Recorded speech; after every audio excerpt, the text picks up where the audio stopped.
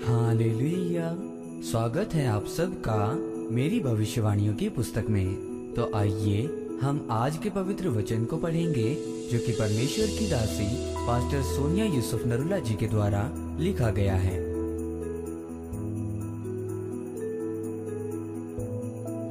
जयवंत का देश।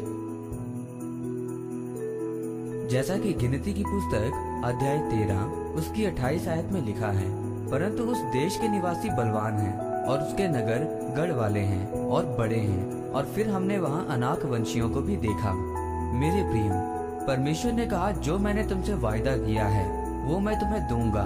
मूसा ने 12 व्यक्तियों को कनान देश का भेद लेने को भेजा कि वहाँ जाकर उस देश को देखो कि वो कैसा है, और उसमें बसे हुए लोगों को भी देखो कि वो बलवान हैं या निर्बल, थोड़े हैं या बहुत। जब वो 12 व्यक्ति वहाँ से वापस आए तो 2 लोगों ने कहा कि उस देश में कब्जा करने की शक्ति हम में है, और उन 10 लोगों ने कहा कि उस देश के ऊपर कब्जा करना हमारे लिए मूर्खता साबित होगी, क्योंकि उस देश में अनाक वंशी रहते हैं। जब इजरायली वहाँ देखने को गए तो उन्होंने कहा कि हम तो उनके सामने टिड्डों के समान हैं, इसीलिए हम उन पर कब्जा नहीं कर सकते। मेरे प्रियो, परमेश्वर ने आपको कनान देश देने का वायदा किया है, लेकिन उसे लेने से पहले आपको दानव यानी मुसीबतों का सामना करना पड़ेगा। आपके लिए कनान आपकी चंगाई हो सकती है, आपके परिवार का छुटकारा, आपकी बेटी की शादी, आपके बेटे का नशा छोड़ना, या आपका कोर्ट केस का हल होना हो सकता है।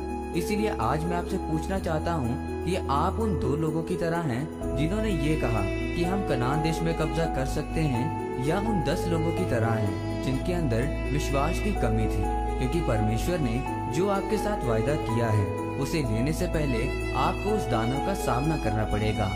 जब आपको ये लगता है कि ये बीमारी, ये परेशानी और पाप मेरे लिए एक बहुत बड़ा दानव है, उससे आप लड़ नहीं सकते, लेकिन परमेश्वर ने कहा कि संग्राम यहोवा का है, तुम्हारा नहीं। इसका मतलब जीत आपकी है, क्योंकि परमेश्वर ने कहा कि मैंने जो तुमसे वायदा किया है कि मैं तुम्हें कनान देश दूंगा, लेकिन तुम्हें लड़ना होगा। आज आपका युद्ध किसी धर्म के साथ नहीं है, बल्कि आपका युद्ध अंधकार की शक्तियों और शैतान के साथ है। जब परमेश्वर आपको बड़ी बुलाहट के लिए बुलाता है तो परमेश्वर कुछ साल आपको बिना बढ़ोतरी के रख सकता है, बिना आशीषों के रख सकता है, लेकिन आप वास्तविक में एक राक्षस को, शैतान को मारने वाले योद्धा के रूप में पैदा हुए हैं। आपको इस लड़ाई में किसी बीमारी, निराशा, सताव का पहाड़ मिल सकता है, लेकिन आज आपको फैसला लेना होगा कि आप उन 10 लोगों की तरह हैं या 2 लोगों की तरह। इसीलिए मेरे प्रियो, अगर आप अपनी आत्मिक लड़ाई को जीतना चाहते हैं तो एक योद्धा बने, जो परमेश्वर ने आपको कनान देश देने का वायदा किया है। उसके लिए आप अपने आत्मिक युद्ध को लड़ें और जीतें, तब परमेश्वर आपके जीवन में आशीषों को देंगे। आमीन। आइए इस अंगीकार को आप मेरे साथ एक मन होकर करें।